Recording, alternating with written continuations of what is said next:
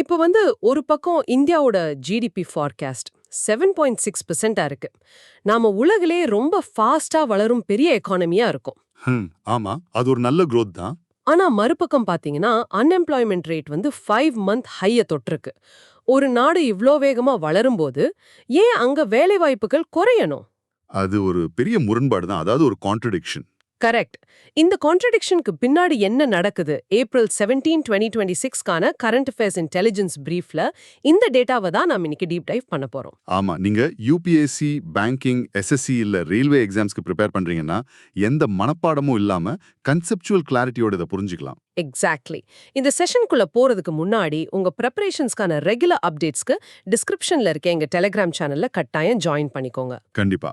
சரி, இப்போ நேரா எக்கானமி அண்ட் மேக்ரோ இண்டிகேட்டர்ஸ்குள்ள நுழைஞ்சிடலாம். ஒரு நாட்டோட பொருளாதாரத்தை புரிஞ்சுக்க முதல்ல நாம ட்ரேட் டேட்டாவை பார்க்கணும். இப்ப FY26 ட்ரேட் டேட்டா படி பாத்தீங்கன்னா டோட்டல் எக்ஸ்போர்ட்ஸ் 860.09 பில்லியனாக பதிவாயிருக்கு. ஓ, இது முந்தைய வருஷத்தை விட 4.22% growth இல்லையா? ஆமா, ஆனா அதே சமயம் டோட்டல் இம்போர்ட்ஸ் கிட்டத்தட்ட 970 பில்லியனை தொற்றுச்சு. இது 6.47% growth. அப்போ அந்த ட்ரேட் டெபிசிட் ரொம்ப அதிகமா இருக்குமே. அதுதான் பேங்கிங் ஆஸ்பிரன்ஸ் கவனிக்க வேண்டிய மெயின் பாயிண்ட். ட்ரேட் டெபிசிட் 119.30 பில்லியனாக அதிகரித்துள்ளது. FY25ல இது 94.66 பில்லியனாக இருந்துச்சு. ஒரே வருஷத்துல 26% ஜம்ப். வெயிட், இது கொஞ்சம் இடிக்குதே. இப்போ மார்ச் 2026 வாலட்டிலிட்டியை நம்ம பார்க்கும்போது வெஸ்ட் ஏஷியா இம்பாக்ட் காரணமா ஒட்டுமொத்த எக்ஸ்போர்ட்ஸ் 4.58% குறைஞ்சிருக்கு, இம்போர்ட்ஸுமே 5.76% குறைஞ்சிருக்கு. ஆமா, குறிப்பா அந்த வெஸ்ட் ஏஷியா கான்ஃபிளிக்டால அந்த ரீஜனுக்கான எக்ஸ்போர்ட்ஸ் 57.95% சரிஞ்சிருக்கு, இம்போர்ட்ஸ் 51.64% குறைஞ்சிருக்கு. அது மட்டும் இல்லாம கமோடிட்டி டிராப்ஸ்ல க்ரூட் ஆயில் இம்போர்ட்ஸ் 36% குறைஞ்சு 12.18 பில்லியன் ஆகிருக்கு. கோல்ட் இம்போர்ட்ஸுமே 31.6% குறைஞ்சு 3.06 பில்லியன் ஆகிருக்கு. கரெக்ட். இப்போ என் கேள்வி என்னன்னா, நாம அதிகமா செலவு பண்ற க்ரூட் ஆயில் அப்புறம் கோல்ட் இம்போர்ட்ஸ் இவ்ளோ பெரிய அளவுல குறைஞ்ச பிறகும் ட்ரேட் டெபிசிட் எப்படி 26% அதிகரிக்க முடியும்? இது லாஜிக் படி முரண்பாடா இருக்கே. இங்கதான் நாம ஜியோ ட்ரேட் ஷிஃப்ட்ஸ் கவனிக்கணும். அதாவது க்ரூட் ஆயில்ல மிச்சப்படுத்தின பணத்தை விட நாம இன்னொரு நாட்டுல இருந்து அதிகமா இம்போர்ட் பண்ணிருக்கோம். ஓ, நீங்க சைனாவை சொல்றீங்களா? ஆமா, 4 வருஷத்துக்கு பிறகு யுஎஸ்ஏவை முந்தி சைனா திரும்பவும் இந்தியாவின் டாப் பார்ட்னரா இருக்கு. FY26 பைலேட்டரல் ட்ரேட் பாத்தீங்கன்னா 151.1 பில்லியன். அப்ப அதுல டெபிசிட் எவ்வளவு வருது? அதுதான் கவலைக்குரிய டேட்டா. சைனாவோடான ட்ரேட் டெபிசிட் மட்டுமே 112.16 பில்லியன். அதாவது நம்ம மொத்த 119.30 பில்லியன் டெபிசிட்ல கிட்டத்தட்ட 90% சைனால இருந்து தான் வருது. சர்வீசஸ் எக்ஸ்போர்ட்ஸை கம்பேர் பண்ணும்போது என்ன நடக்குது? மர்ச்சன்டைஸ் எக்ஸ்போர்ட்ஸ் 441.78 பில்லியன் டாலராகவும் இம்போர்ட்ஸ் 774.98 பில்லியன் டாலர்ஸாகவும் இருக்கு. ஆனா சர்வீசஸ் எக்ஸ்போர்ட்ஸ்ல நாம 418.31 பில்லியன் பண்ணிருக்கோமே, அதுல இம்போர்ட்ஸ் வெறும் 8% growth தானே. எக்ஸாக்ட்லி. நம்ம பிசிக்கல் குட்ஸ் துறை ரொம்ப ஸ்ட்ரகிள் பண்ணும்போது ஐடி அண்ட் சர்வீசஸ் துறை தான் ஒட்டுமொத்த எக்கானமியை பேலன்ஸ் பண்ணுது. அதனால தான் IMF வேர்ல்ட் எக்கனாமிக் அவுட்லுக்ல FY26க்கான இந்தியா ஜிடிபி ஃபோர்காஸ்ட் 7.6% ஆக இருக்க போல. ஆமா, FY27 அண்ட் FY28ல இது 6.5% ஆக இருக்கும். இன்ஃப்ளேஷன் FY26ல 2.1% ஆக இருக்கும்னு கணிச்சிருக்காங்க. குளோபல் அவுட்லுக் பாத்தீங்கன்னா ஜிடிபி CY26 வெறும் 3% தான். உலகமே 3% வளர்ச்சியில இருக்கும்போது நாம 7.6%ல இருக்கோம். ஆனா இங்கதான் நான் முதல்ல கேட்ட அந்த அன்எம்ப்ளாய்மெண்ட் முரண்பாடு வருது. அந்த March 2026 labour force survey data. Employment rate, அதாவது UR 5.1% உயர்ந்திருக்கு. இது ஒரு 5 month high. Urban 6.8%, rural 4.3%, female 5.3%, மேல் 5.0%. இதுல LFPR 55.4% ஆவும், WPR 52.6% ஆவும் குறைஞ்சிருக்கு பாத்தீங்களா? ஆமா, இது எக்கானமி பேப்பருக்கு ஒரு பெரிய கான்ட்ரடிக்ஷன் இல்லையா? இத புரிஞ்சுக்க நீங்க LFPR அண்ட் WPR என்னன்னு தெரிஞ்சுக்கணும். LFPRனா லேபர் ஃபோர்ஸ் பார்ட்டிசிபேஷன் ரேட். அதாவது வேலை செய்யும் வயசுல எத்தனை பேர் வேலை தேடுறாங்கங்கிறது. ஓகே. அப்போ WPR? WPRனா ஒர்க்கர் பாப்புலேஷன் ரேஷியோ. வேலை தேடுறவங்கள எத்தனை பேருக்கு நிஜமாவே வேலை கிடைச்சிருக்குங்கிறது. இது ரெண்டுமே குறையுதுன்னா மக்கள் வேலை தேடுறதை நிறுத்துறாங்கன்னு அர்த்தம். இது ஏன் நடக்குது? ஜிடிபி 7.6% வளரும்போது வேலை வாய்ப்பு அதிகரிக்கணுமே. ஏன்னா நம்ம GDP growth capital intensive sectors and service exports மூலமா வருது. ஐடில 1 கோடி பேருக்கு வேலை கொடுக்க முடியாது. கரெக்ட். அப்போ லேபர் இன்டென்சிவ் செக்டர்ஸான மேனுஃபேக்சரிங் அண்ட் எம்எஸ்எம்இஸ் தான் வேலை தரணும். ஆமா.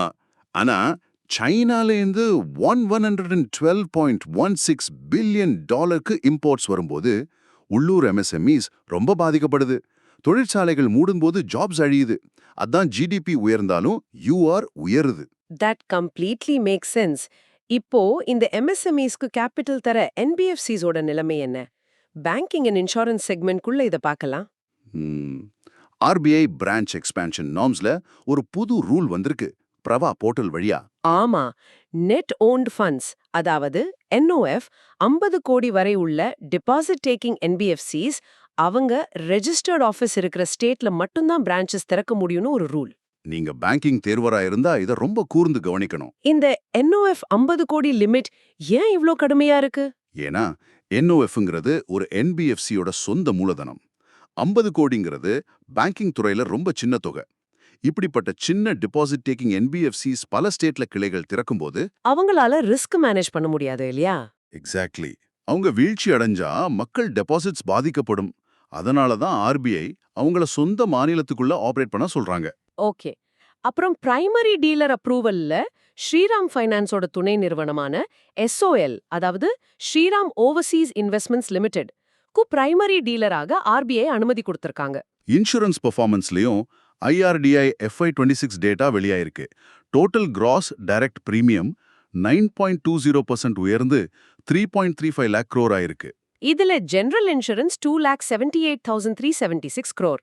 ஆனா ஸ்டாண்டலோன் பிரைவேட் ஹெல்த் இன்சூரன்ஸ் 19.8% உயர்ந்து 45,865 crore ஆயிருக்கு. ஆமா, அந்த 19.8% சடன் ஜம்ப்க்கு காரணம் சமீபத்துல ஹெல்த் இன்சூரன்ஸ்க்கு கொடுத்த GST வேவர் தான். கரெக்ட். இப்போ financial inclusion and digital transactions வளரும் போது சைபர் ஃப்ராட் அப்படிங்கிற பெரிய ஆபத்தும் வருது. Digital tech stack and anti fraud பத்தி பார்க்கலாம். இதுல DOT அண்ட் SEBI ஒரு புது MOU சைன் பண்ணிருக்காங்க. ஃபினான்ஷியல் ஃப்ராட் ரிஸ்க் இண்டிகேட்டர், அதாவது FRI, அப்புறம் mobile number revocation list MNRL digital intelligence platform, அதாவது DIP மூலமா ஷேர் பண்ணிக்க போறாங்க. இதோட இம்பாக்ட் ரொம்ப பெருசு. சஞ்சார் சாத்தியோட சக்ஷு ஃபெசிலிட்டி அப்புறம் ASTR டெக் மூலமா 88 லட்சம் மோசடி எண்கள் முடக்கப்பட்டு 2,300 கோடி ரூபாய் இழப்பு தடுக்கப்பட்டிருக்கு. இதை நான் எப்படி பார்க்கறேன்னா, SEBI அப்புறம் DOT வந்து ஒரு வங்கியோட முன்கதவையும் பின்கதவையும் பாதுகாக்கிற 2 செக்யூரிட்டி கார்ட்ஸ் மாதிரி. நல்ல அனாலஜி. இத்தனை நாளா அவங்க கிட்ட வாக்கி டாக்கி இல்ல. ஒருத்தன் போலியான KYC கொடுத்து ஷேர் மார்க்கெட்ல ஃப்ராட் பண்ணா SEBIக்கு தெரியும். ஆனா டெலிகாம் நெட்வொர்க்ல அவனை பிடிக்க DOTக்கு தகவல் போகாது. இப்போ அந்த DIP பிளாட்ஃபார்ம் தான் வாக்கி டாக்கி மாதிரி செயல்படுது. எக்ஸாக்ட்லி. SEBI ஒரு ஃப்ராட் நம்பரை FRIல போட்டா உடனே DOT அதை பிளாக் பண்ணிடுவாங்க. அதோட அந்த ASTR டெக் வந்து ஆர்டிஃபிஷியல் இன்டெலிஜென்ஸை யூஸ் பண்ணுது. ஒரே ஆதார் அட்டையில 50 சிம் வாங்கினா ASTR டெக் மொத்தமா அதை முடக்கிடும். வாவ், சிஸ்டமிக்கா ஃப்ராட தடுக்கறாங்க. அடுத்ததா LICயுமே அவங்க டிஜிட்டல் டிரான்ஸ்ஃபர்மேஷனுக்காக DIVன்னு ஒரு ப்ராஜெக்ட் ஆரம்பிச்சிருக்காங்க. ஆமா, பாலிசி ஹோல்டர்ஸ்க்காக MyLIC ஆப், அப்புறம் ஏஜென்ட்ஸ்க்காக சூப்பர் சேல்ஸ் சாத்தி ஆப் கொண்டு வந்திருக்காங்க. ஃபின்டெக்ல Razorpay and OpenAI partnership ரொம்ப முக்கியமானது. AI பில்ட் ஆப்ஸ்ல இன்ஸ்டன்ட் பேமெண்ட்ஸ் கொண்டு வர OpenAIயோட கோடெக்ஸ் அப்புறம் MCP சர்வரை யூஸ் பண்றாங்க. அதாவது இனி பேமெண்ட் கேட்வேக்குள்ள போகாம AI ஆப்குள்ளேயே பேமெண்ட்ஸ் பண்ணலாம். சூப்பர். இப்போ டெக்னாலஜி வளரும்போது இன்ஃப்ராஸ்ட்ரக்சருமே வளரணும்ல. இந்தியாவோட infrastructure and strategic master plans என்ன சொல்லுது? மோஹுவாவோட யூர்பன் சேலஞ்ச் ஃபண்ட், அதாவது UCF பத்தி அறிவிப்பு வந்திருக்கு. இது ஒரு 1 lakh crore rupees central assistance திட்டம். இதன் மூலமா மாநிலங்கள்ல 4 lakh crore அர்பன் இன்வெஸ்ட்மெண்ட்ஸை ஈர்க்க பிளான் பண்ணிருக்காங்க. ஆனா இதுல சென்ட்ரல் ஃபண்டிங் கேப் 25% தான் சொல்லியிருக்காங்க. ஓ, அதாவது மத்திய அரசு 25% தான் கொடுக்கும், மீதி 75% மாநில அரசோ இல்ல மாநகராட்சியோ பிரைவேட் இன்வெஸ்ட்மெண்ட்ஸ் மூலமா திரட்டணும். கரெக்ட். இந்த 1 லட்சம் கோடியா 3ஆ பிரிச்சிருக்காங்க. 90,000 கோடி ப்ராஜெக்ட்காகவும் 5,000 கோடி கெப்பாசிட்டிக்காகவும் அப்புறம் 5,000 கோடி CRGSக்காகவும் ஒதுக்கப்பட்டிருக்கு. UPSC நேயர்களே, CRGSனா city resilience and green sustainable strategies, பருவநிலை மாற்றத்தை தாங்கும் கட்டமைப்பு நிதி இது. இன்ஃப்ராஸ்ட்ரக்சர்ல இன்னொரு டேட்டா பாயிண்ட். TDB அப்புறம் CSA அவியேஷன் சேர்ந்து BJTO திட்டத்தை முன்னெடுத்திருக்காங்க. BJTOனா boost electric jump take off தானே? ஆமா, இது நார்த் இந்தியாவோட முதல் rotor craft test bench. Helicopter அப்புறம் ட்ரோனுக்கான டெஸ்டிங் ஃபெசிலிட்டி. பேரிடர் மேலாண்மையில APSDMA அப்புறம் NRSC அதாவது இஸ்ரோ இணைந்து சேட்டலைட் டேட்டா மூலமா மின்னல் தாக்குதல்களை கணிக்க ஒரு புது திட்டம் கொண்டு வந்திருக்காங்க. அந்த லைட்னிங் ஸ்ட்ரைக்ஸ் ப்ரெடிக்ஷன் ரொம்ப யூஸா இருக்கும்.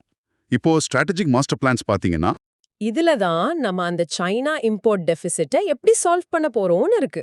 அக்ரிகல்ச்சர்ல ITC லிமிடெட் முதல் நிறுவனமா FSA 3.0 சான்றிதழ் வாங்கியிருக்காங்க. அதாவது ஃபார்ம் சஸ்டைனபிலிட்டி அசஸ்மெண்ட். அப்புறம் கோகோ 2040 விஷன்னு ஒரு திட்டம்.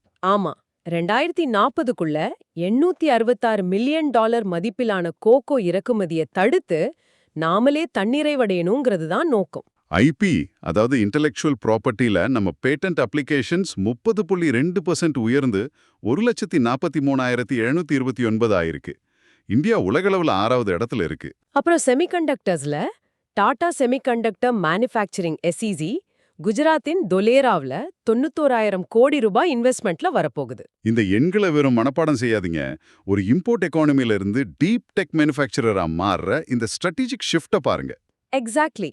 இது எதிர்காலத்துல நம்ம இம்போர்ட் டிபெண்டன்சியை குறைக்கும். அடுத்து டிஃபென்ஸ் அண்ட் ஜியோபாலிட்டிக்ஸுமே இதுல ரொம்ப முக்கியம். ஆமா, இண்டோ US ஜெட் என்ஜின் ஈகோசிஸ்டம்ல பெரிய உடன்படிக்கைகள் நடந்திருக்கு. IAF MRO டீல் மூலமா F404 IN-20 aircraft என்ஜின்ஸ்க்கான MRO depot இந்தியாவுல அமையுது. இது LCA தேஜஸ் MK1 அப்புறம் MK1A ஃபைட்டர் ஜெட்ஸ்க்கு ரொம்ப யூஸ் ஆகும். MROனா மெயின்டெனன்ஸ் ரிப்பேர் அண்ட் ஓவர்ஹால். முன்னாடி எல்லாம் என்ஜின்ல ப்ராப்ளம்னா அமெரிக்காவுக்கு அனுப்பணும். அதுல நிறைய நேரமும் பணமும் வீணாகுது. இப்போ MRO டிப்போ இங்கே வரது பெரிய விஷயம். அதோட HAL கோப்ரொடக்ஷன் டீல் மூலமா $1 பில்லியன் மதிப்புல 113 F404 GE IN-20 என்ஜின்ஸ்க்கான டெக் டிரான்ஸ்ஃபர் நடக்குது. நாமே அந்த என்ஜின்ஸை தயாரிக்கலாம். ஸ்ட்ராட்டஜிக் டிஃபென்ஸ் இனிஷியேட்டிவ்ஸ்ல சமுத்திர சஹாஸ்னு ரெஜிமெண்ட் ஆஃப் ஆர்ட்டிலரியோட 200வது ஆண்டு கடல் பயணம் தொடங்கியிருக்கு. அப்புறம் ரேடியோ சிக்கம் சுந்தரி, இது ஈஸ்ட் சிக்கிம்ல முதல் border village community radio station 88.4 FMல. சீனா எல்லைக்கு பக்கத்துல நம்ம தகவல் தொடர்பை வலுப்படுத்துற மூவ் இது. ஜியோ பாலிட்டிக்ஸ்ல மொரிஷியஸோட போர்ட் லூயிஸ்ல 9th இந்தியன் ஓஷன் கான்ஃபரன்ஸ் நடந்துச்சு. இதோட தீம் கலெக்டிவ் ஸ்டுவர்ட்ஷிப். இந்திய பெருங்கடல்ல பிராந்திய நாடுகள் ஒன்னு சேரணுங்கிறது தான் நோக்கம்.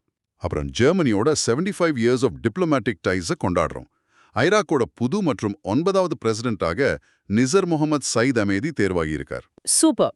இப்போ நாம மிசலேனியஸ் ஸ்டேட்ஸ் அண்ட் ஸ்போர்ட்ஸ்க்கு வந்துடலாம்.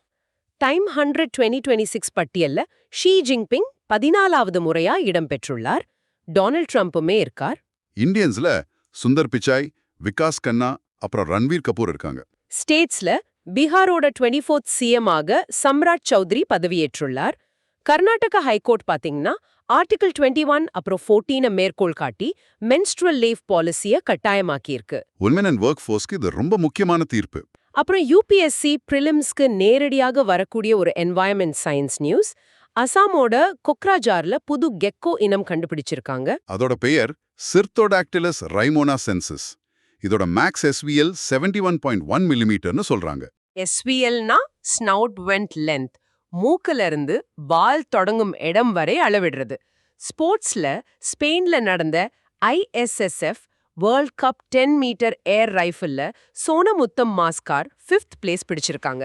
சைப்ரஸ்ல நடந்த FIDE விமென்ஸ் கேண்டிடேட்ஸ் 2026ல வைஷாலி வெற்றி பெற்றிருக்காங்க. இன்ஃபோசிஸோட குளோபல் பிராண்ட் அம்பாசிடராக கார்லோஸ் அல்காராஸ் நியமிக்கப்பட்டுள்ளார். இம்பார்ட்டன்ட் டேஸ்ல ஏப்ரல் 13 பாத்தீங்கன்னா சியாச்சின் டே 2026, இது 42nd இயர். அதே நாள்ல தான் 107th anniversary of Jallian Walabagh.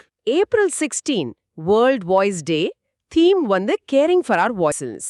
April 17 world haemophilia day, theme equitable access for all. நிறைய டேட்டா பாயிண்ட்ஸ் அண்ட் கான்செப்ட்ஸ் பார்த்திருக்கோம்.